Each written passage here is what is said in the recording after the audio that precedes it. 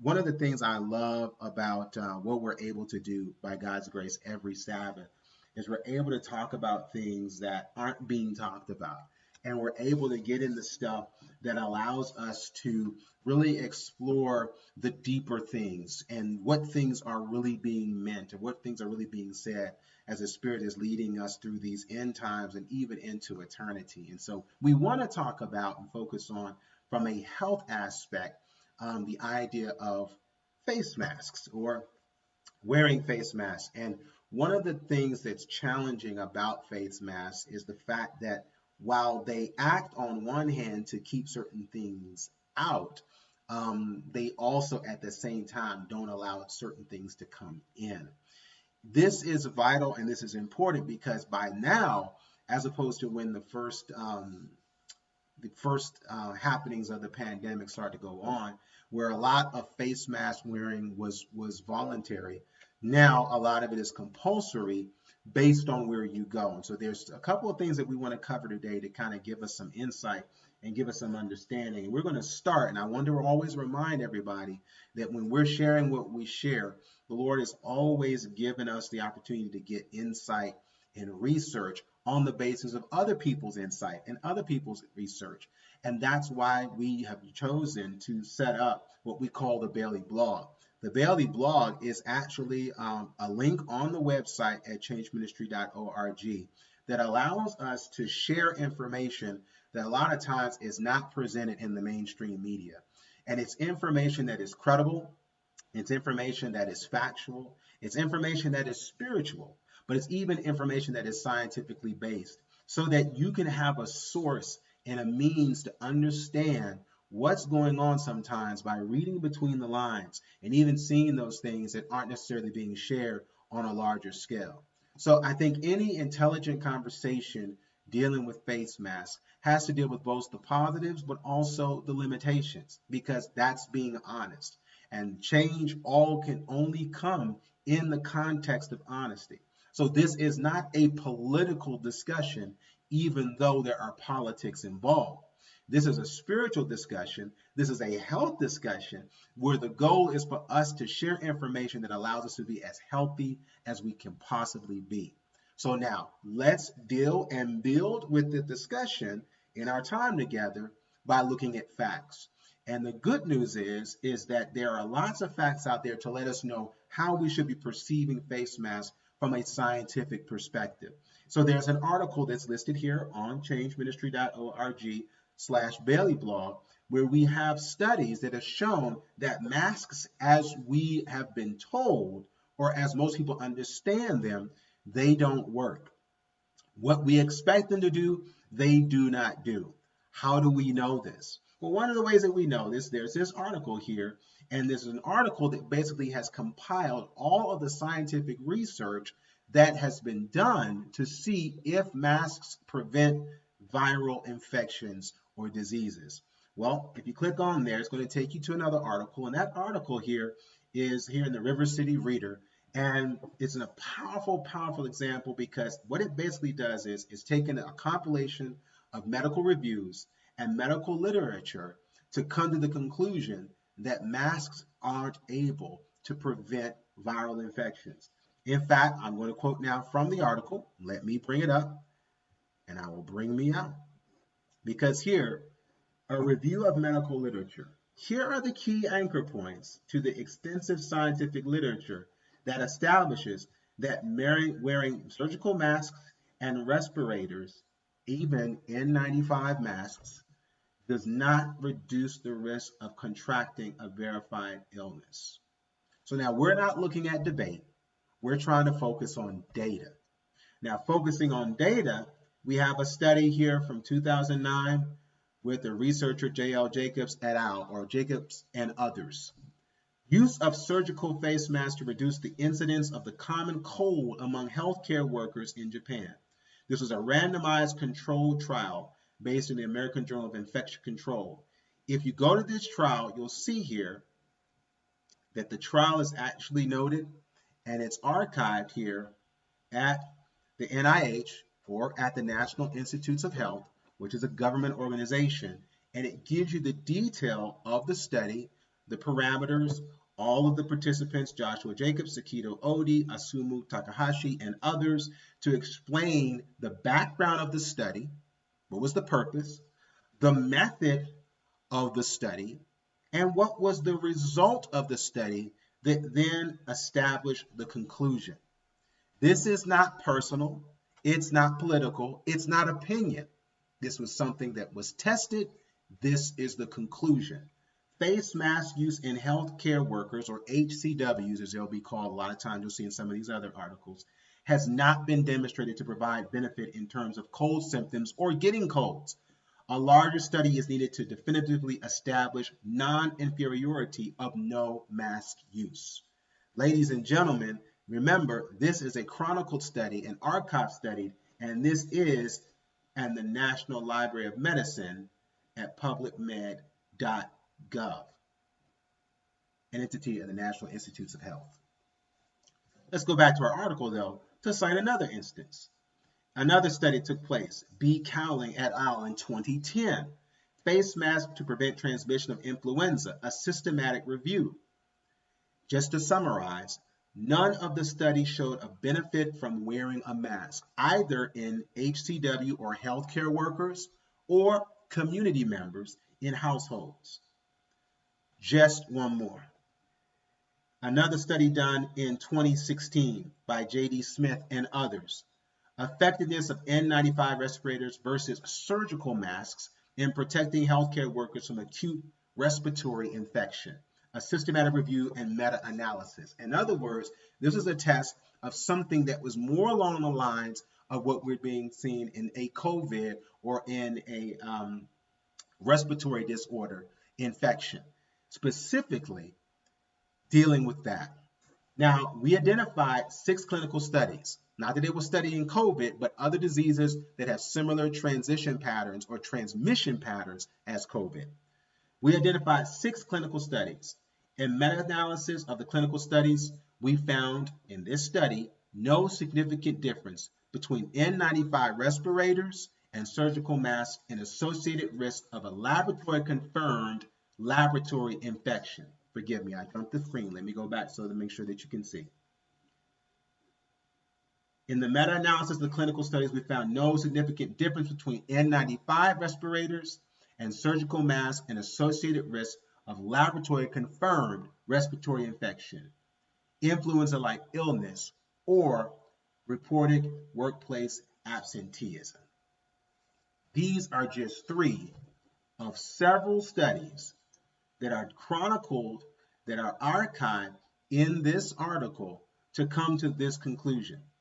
I read now, quote, no RCT study with verified outcome shows a benefit for healthcare workers or community members in household to wearing a mask or respirator.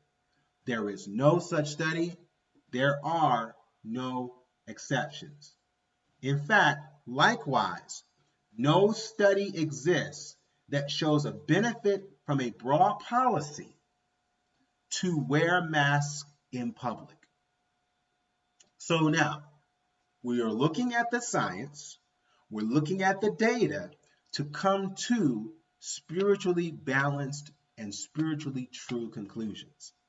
Based on this data, there is nothing in the lines of science to confirm that wearing a face mask is going to prevent someone from catching, whether it's something as innocuous as a cold to something as severe as a COVID or a viral infection.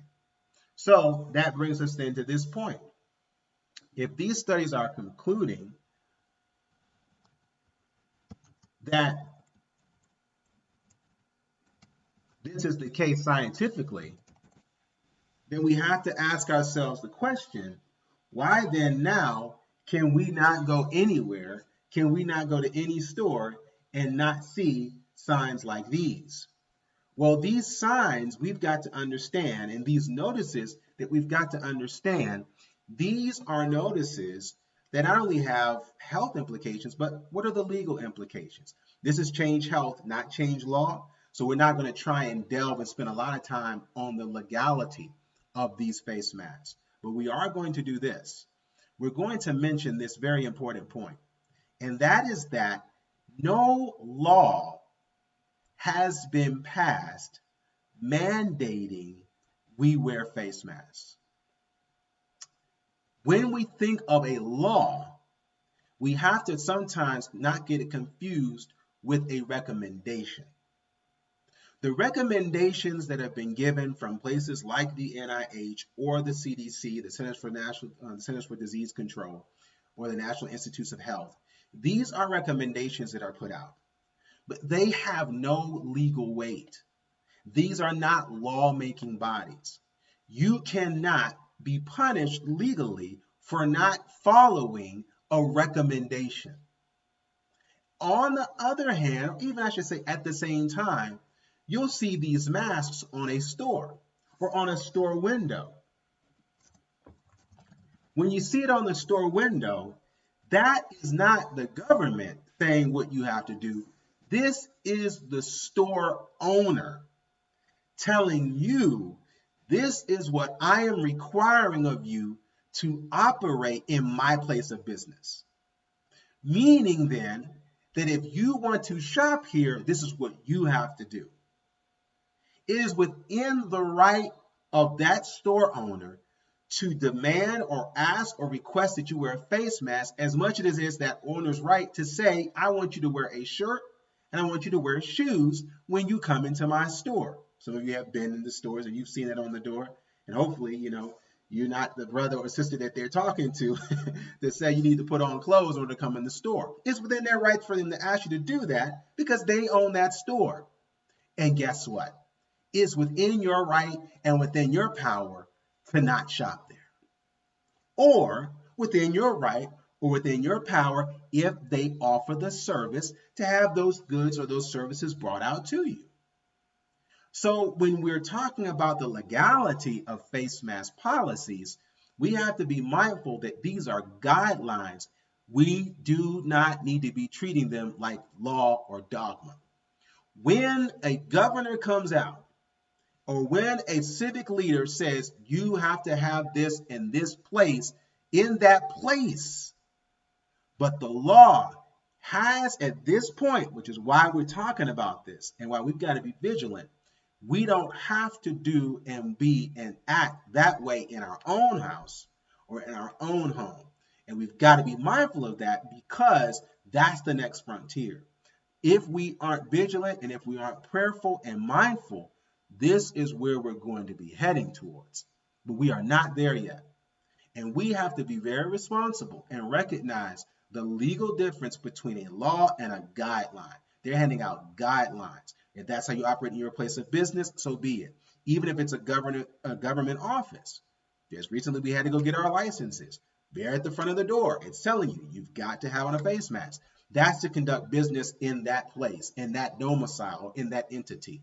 But for us now, to carry those guidelines and to prescribe them to other places where they don't belong, like namely our own home or our own car, or even outside in a public place, we got to be very careful. And not to judge those who don't wear masks, and at the same time, not to judge those who choose to wear face masks. Now, that was just a little foray into the legality of face masks, but this has changed health. Let's deal with the health aspect. And a powerful powerful research is just coming out that was shared in another article, this one in the New York Post. There's an article in the New York Post where several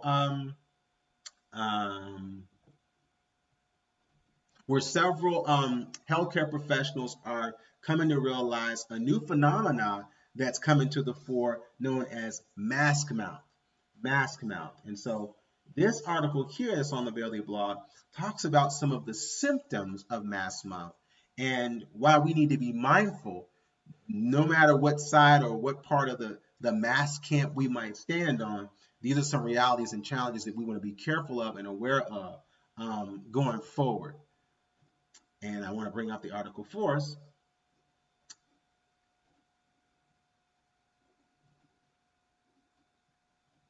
Mask mouth is a seriously stinky side effect of wearing masks. And it's loading here. And here we go. People are brushing their teeth way more often after smelling their breath with a mask on. And so these are different articles in addition to the story. But let me get to some highlights in the story. This is an article here in the New York Post, August 5th, 2020, where it's talking about some of the side effects that some people are experiencing from constantly wearing masks. We want to distinguish wearing a mask periodically to wearing a mask constantly or chronically even. This is someone who's wearing a mask for hours on end, for multiple hours in a day. And there's a new issue that's being found because of wearing the mask. The new oral hygiene issue caused by, you guessed it, wearing a mask all the time to prevent the spread of coronavirus is leading to all kinds of dental disasters like decaying teeth, receding gum lines, and seriously sour breath. Here's an account from a dentist himself. We're seeing an inflammation on people's gums that have been healthy forever and cavities in people who've never had them before, says Dr. Bob Raimondi, a dentist and co-founder of One Manhattan Dental. About 50%, half of our patients are being impacted by this. So we decided to name it mask mouth after meth mouth. Meth mouth is a term, a medical term to describe people who have the corroded and torn or decayed mouth due to taking methamphetamines and the destruction of the drugs because of the sugar cravings and the teeth grinding and the jaw clenching that come from being addicted to that terrible drug. So now some of the things that they're seeing come to the fore because of this constant mask wearing, gum disease or periodontal disease will eventually lead to strokes and an increased risk of heart attacks because the infection in the gum, the infections in the mouth, in the dental biome, as we need to understand it, all ultimately pass in through the bloodstream to the rest of the body. That's why dental health is so important, not just aesthetically, having, quote, pretty teeth or straight teeth or teeth, period.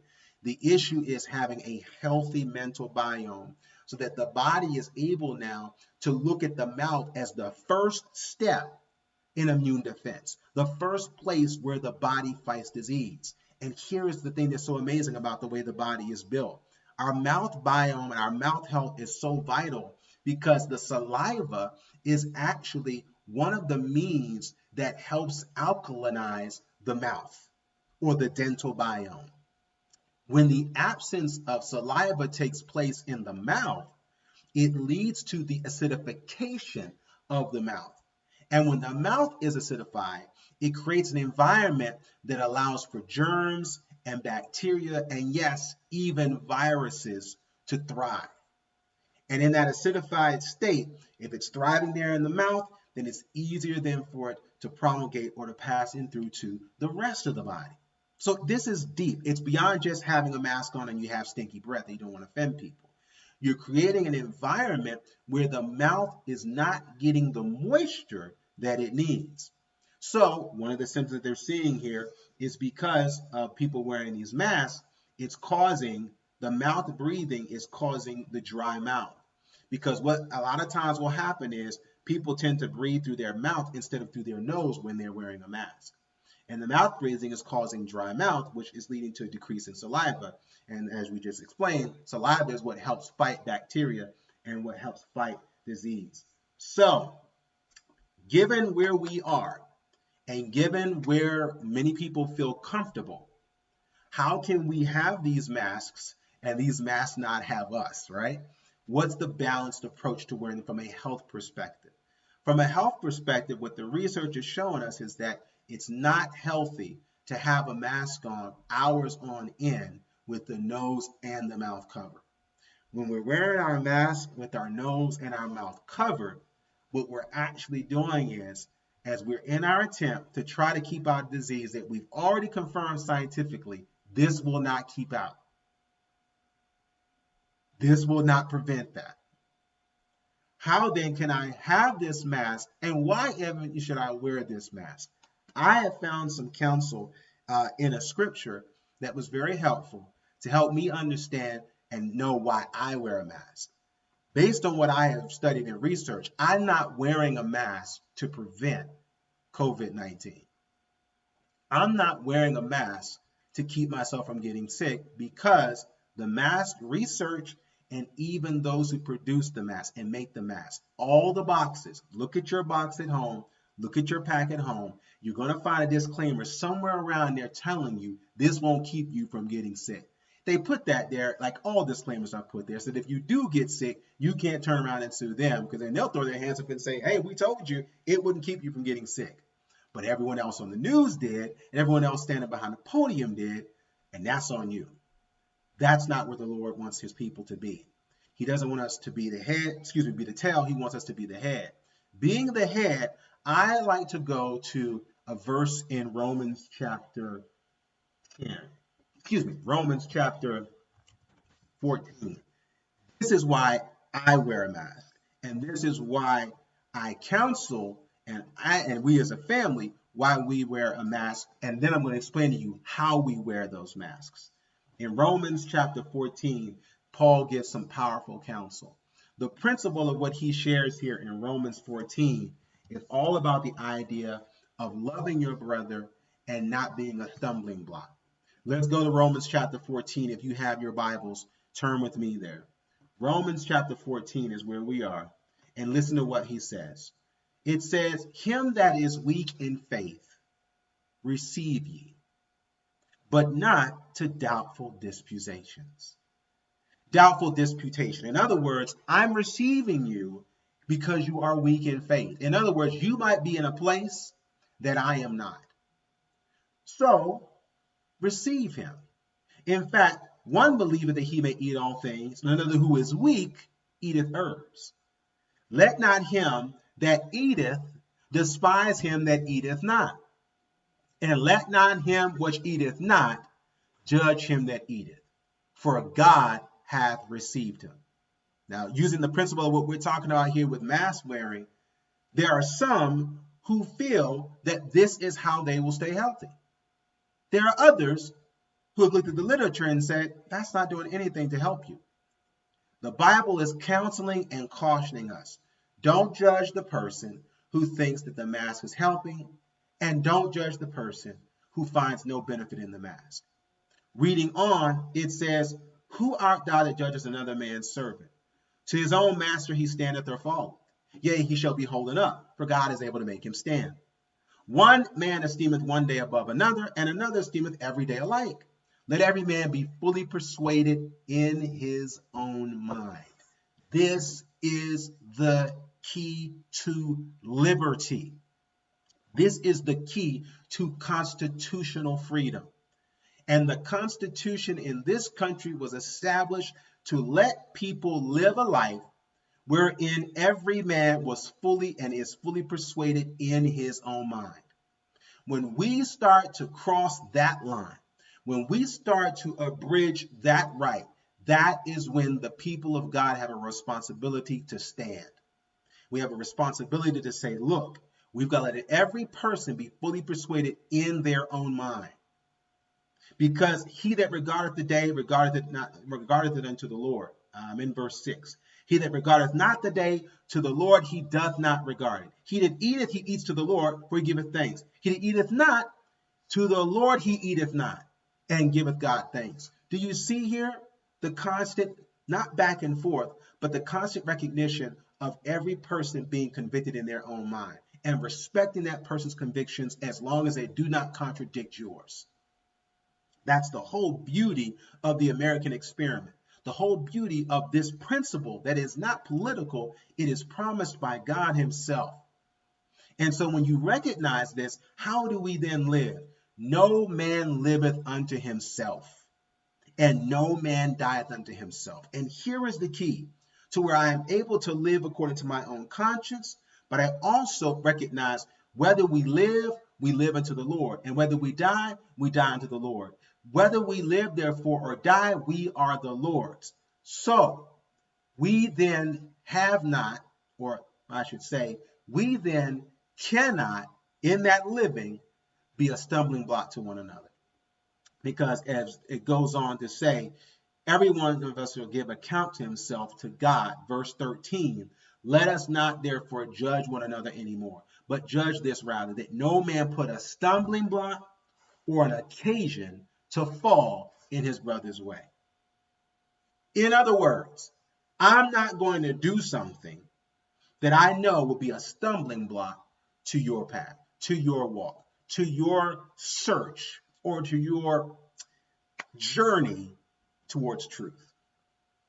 So for us, face mask wearing or mask wearing, I'm wearing this so that you feel protected.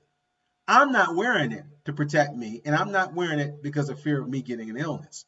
I'm doing something totally different to prevent myself from getting ill.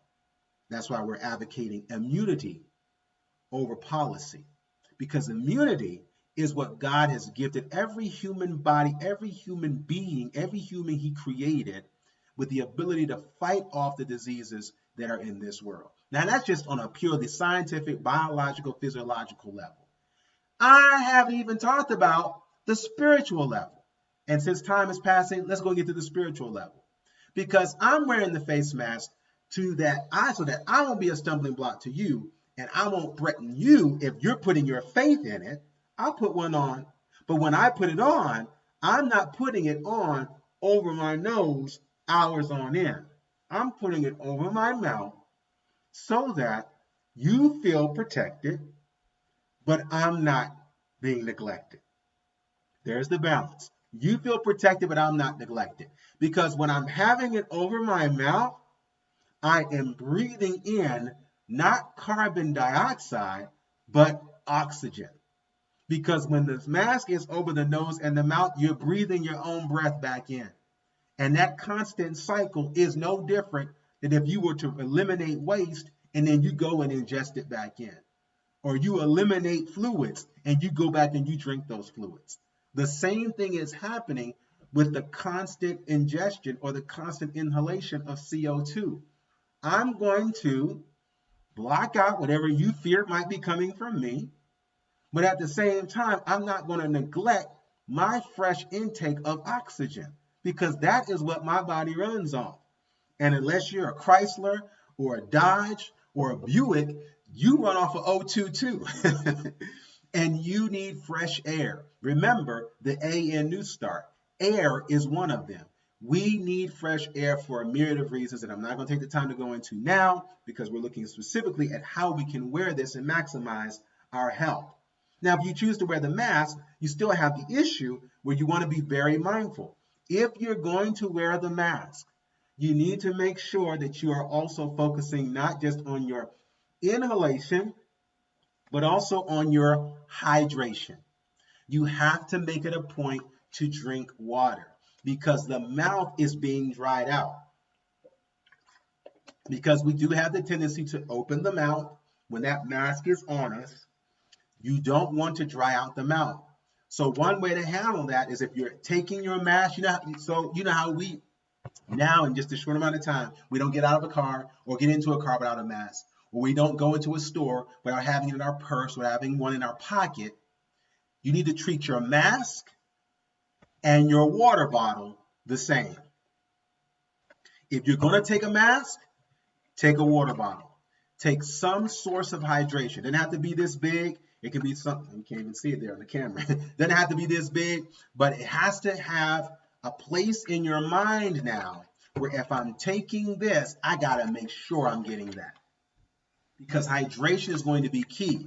You may even, if you find yourself suffering from that dehydrated mouth or that dry mouth, you can even, what some people have done is that they take a sprayer or a spritzer and you can actually moisturize the interior of your face mask so that creates more of a humid environment so that in your breathing, it's not dry air, you have that humidified air or that moisture to cut down again on those dry mouth symptoms. And then whenever you have the opportunity to take your mask off, whenever you got the chance to take your mask off, take it off. Why? Why? Well, let's go to the Bible because we've got two verses to wrap this up in. Because our promise and our hope is not in a face mask that's already proven to not prevent illness. It's already been proven to not keep us well. Our faith should be in these face masks. Here are the face masks that we're trusting in. The face mask that you want to trust in, there's one of them in Proverbs, and there's another one in Psalms. It says, every word of God is pure. He is a shield unto them that put their trust in him. That's in Proverbs chapter 30 and verse number 5.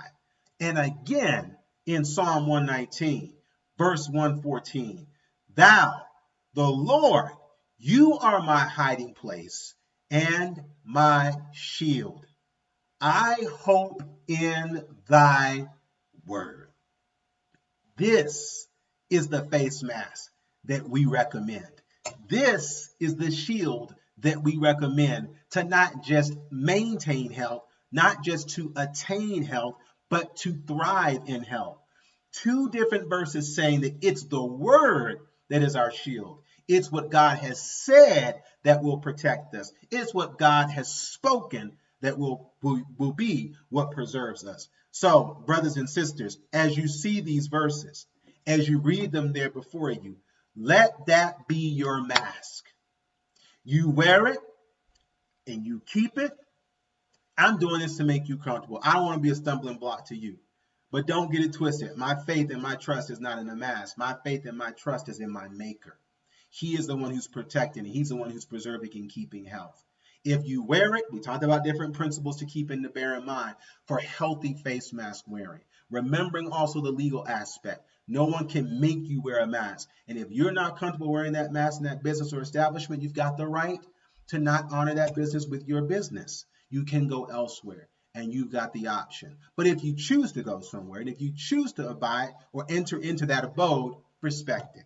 Don't be a stumbling block. Be a blessing to your brother and sister, but make sure you keep breathing. Be mindful of how you wear that mask and don't wear it all day long. But guess what you want to do all day long?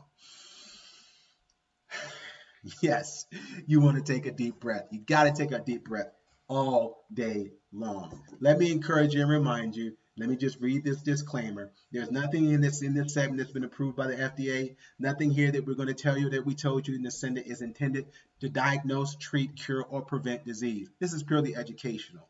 And with that disclaimer in mind, let's live long and let's live life the way God intended for us to live. Not in fear, not in worry, but we're supposed to be living it in his word.